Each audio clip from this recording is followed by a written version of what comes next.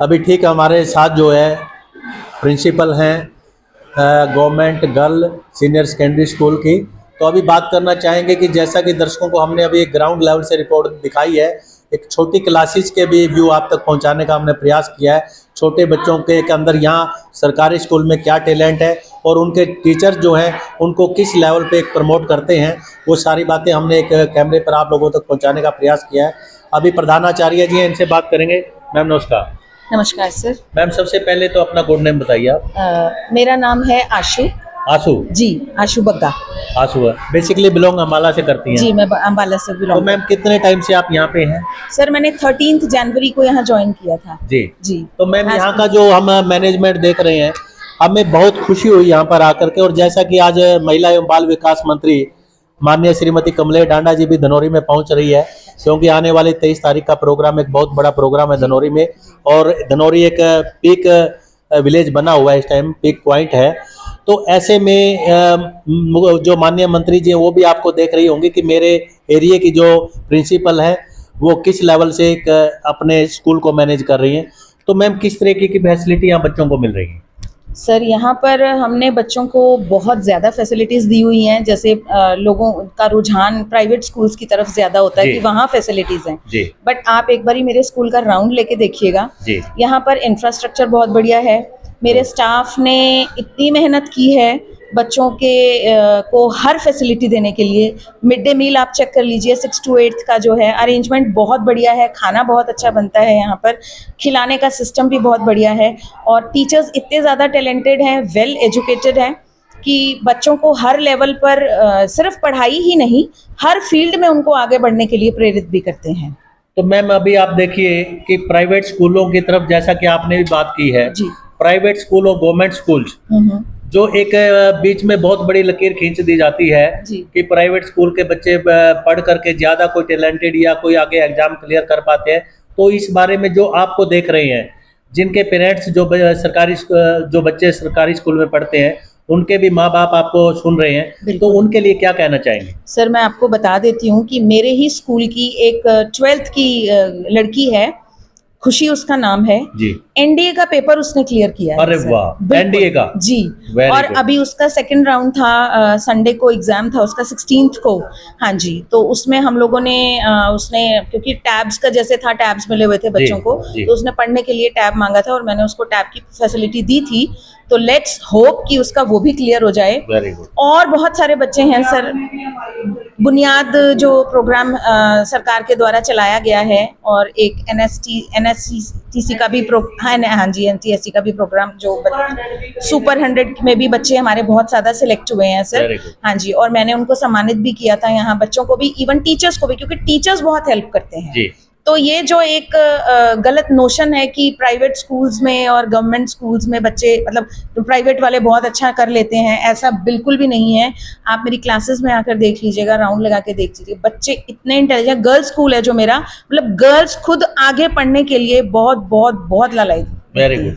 तो ma'am overall कितने student होंगे स्कूल में? सर मेरे पास प्राइमरी भी बीच में ही है, तो अबव 600 हैं गर्ल्स मेरे पास। अबव 600 यानी 600 के आसपास लड़कियां मेरे पास इस टाइम है। हाँ जी। अच्छा जी। यानी 850 बच्चे हो गए ऑलमोस्ट। 850 बच्चों को आप गाइडलाइंस दे रहे हैं? बिल्कुल बिल्कुल। और अभी जैसे कि आपने एनडीए की बात करी है, तो एक नेशनल लेवल का जो एग्जाम होता है, कोई छोटी बात तो नहीं है, लेकिन अगर गांव से निकला हुआ बच्चा और आप लोगों की देखरेख में पड़ा हुआ एनडीए में जाता है, तो कितनी बड़ी इसको आप उपलब्धि मानते हैं? बहुत बड़ी उपलब्धि मानूंगी, मेरे लिए तो बैज ऑफ ऑनर हो जाएगा सर ये। Very good. ठीक है। और वो लड़की इतनी इंटेलिजेंट है, मेरे जो टीचर्स हैं उनका ये मानना है कि वो हरियाणा में +2 में नंबर 1 प्लेस पर आएगी। Very good. और ऐसी ही एक लड़की 10th में है, मुझे उसका नाम आई डोंट रिमेम्बर, गीता जिसका सुपर 100 में गया है। हाँ, सुपर 100। हाँ जी। कितनी बड़ी अचीवमेंट है। बिल्कुल सर। और फ्री कोचिंग दी जाती है गवर्नमेंट की तरफ से। अच्छा जी। के लिए सारे स्टडी की। मैं आता हूँ आपके पास भी। और तो आप ये जो जैसे अभी आपने ये बात जिक्र किया है, अब प्राइवेट स्कूलों में तो जो टिफिन है, सुबह माँ बाप को टेंशन होती है कि टिफिन तैयार करना है, तो सरकारी स्कूल में तो माँ बाप की कोई टेंशन ही नहीं है। माँ बाप यही- की सर 6 to 8 की तो टेंशन नहीं है। 6 to 8 में बच्चों को यहाँ बहुत बढ़िया खाना मिलता है। अच्छा। हाँ जी, हमारा मेन्यू तैयार रहता है और आप देखिएगा जो मिड डे मील की लेडीज हैं प्रॉपर यूनिफॉर्म में होती हैं, साफ सुथरा खाना बनता है, बच्चे बहुत प्यारे ढंग से बैठ के डिसिप्लिन में खाना खाते हैं, उनको सिखाया जाता है प्रॉपर। और 6 to 8 का तो सर कोई दिक्कत नहीं है, वो उनको कोई किसी तरह की भूखे नहीं रहते हैं मेरे बच्चे बिल्कुल तो भी। मैम जैसे कि गुरुद्वारा साहब में आपने देखा होगा लंगर चलता है जी और वहाँ पे संगत और पंगत का एक ध्यान रखा जाता है, जी। तो क्या इन बच्चों पे भी कहीं ना कहीं धार्मिक असर आ रहा है कि एक पंगत में बैठ करके जो है बच्चे लंगर करें? बिल्कुल सर, मेरे टीचर्स की ड्यूटी लगी होती है यहाँ मिड डे मील में और वो उन बच्चों को भी सिखाते हैं। बच्चों को ना भी सिखाया जाए तब भी उन बच्चों को आदत है, क्योंकि जी। 1st to 5th में भी यहाँ मिड डे मील बनता है हमारे छोटी क्लासेस में भी।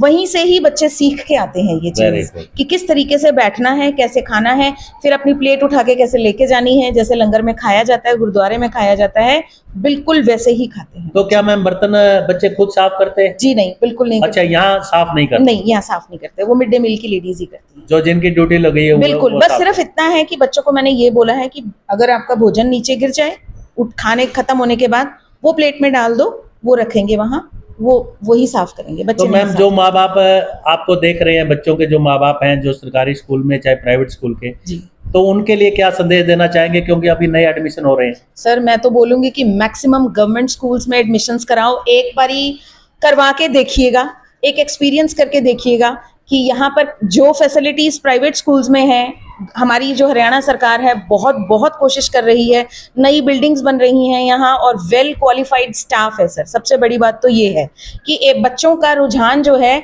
वो प्राइवेट स्कूल्स की बजाय गवर्नमेंट स्कूल्स की तरफ जाना चाहिए। मैं खुद गवर्नमेंट एम्प्लॉई रही हूँ, 25 साल हो गए मुझे भी सर इस जॉब में। Right. अभी 4 ईयर से ही प्रिंसिपल बनी हूँ और मतलब मेरा ये एक्सपीरियंस रहा है कि टीचर्स इतने ज़्यादा मेहनती हैं यहाँ, बहुत ज़्यादा मेहनत कराते हैं, कोई कमी नहीं है प्राइवेट स्कूल्स में और ये गवर्नमेंट स्कूल्स के तो मैम टीचर्स थोड़ा में। सा क्वालिफिकेशन के बारे में दर्शकों को बता दीजिए, आपकी क्वालिफिकेशन क्या है? जी। लोग ये ना समझें कि जी वैसे ही प्रिंसिपल बन गई है। जी सर, मेरी खुद की जो पढ़ाई है वो डलहौजी कॉन्वेंट स्कूल से स्टार्ट हुई थी। डलहौजी? बिल्कुल जी, मेरे फादर रिटायर्ड आर्मी ऑफिसर हैं अरे वाह, और आपके अंदर भी तभी जज्बा आर्मी वालों का है, जी कह क्योंकि सकते ब्लड हो, वही है। कह सकते हो, बिल्कुल है, बिल्कुल है। लीडरशिप क्वालिटीज Yes, में yes. मतलब मुझे लगता है कि मुझ में है ये। नहीं लग रहा है आपके जो आवाम है उससे लग रहा है कि आप किसी क्रांतिकारी फील्ड से हैं। Thank you so much sir. मेरे फादर अभी 77 ईयर्स के हो गए हैं but still he is very disciplined और वही Army खून man. मुझ में है, आर्मी मैन है। हाँ जी। Good. और मेरी उसके बाद मेरे फादर जहाँ जहाँ पोस्टिंग होती रही तो मैं केंद्रीय विद्यालय से मैं पास आउट हूँ। उसके बाद सर मैंने ग्रेजुएशन की, पोस्ट ग्रेजुएशन की, एमए इंग्लिश हूँ, बीएड की हुई है सर। MA English? जी बीएड? बीएड वेरी गुड जी। देखिए बड़ी जबरदस्त बात दर्शकों तक आ रही है, ऐसे मौके कम मिलते हैं।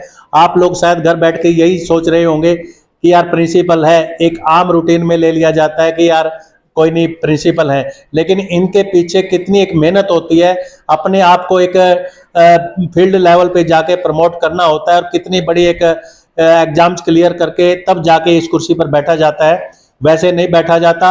और जो पेरेंट्स प्राइवेट स्कूलों की तरफ अपने बच्चों को डालने की बात करते हैं तो कम से कम एक बार जरूर सोचें कि ऐसे कुर्सी वैसे नहीं मिलती और इनकी गाइडलाइंस जिन्होंने खुद मेहनत करके आगे बढ़े हैं तो उनकी गाइडलाइंस कितनी बढ़िया होगी और कितने बच्चे वो आगे आने वाले टाइम में अपना भविष्य सुरक्षित रखेंगे और बनाएंगे, ये तो डिपेंड करेगा। लेकिन आप लोगों को एक बार जरूर सोचना चाहिए कि प्राइवेट स्कूल के बजाय गवर्नमेंट स्कूल की तरफ पेरेंट्स जरूर एक बार अपने बच्चों को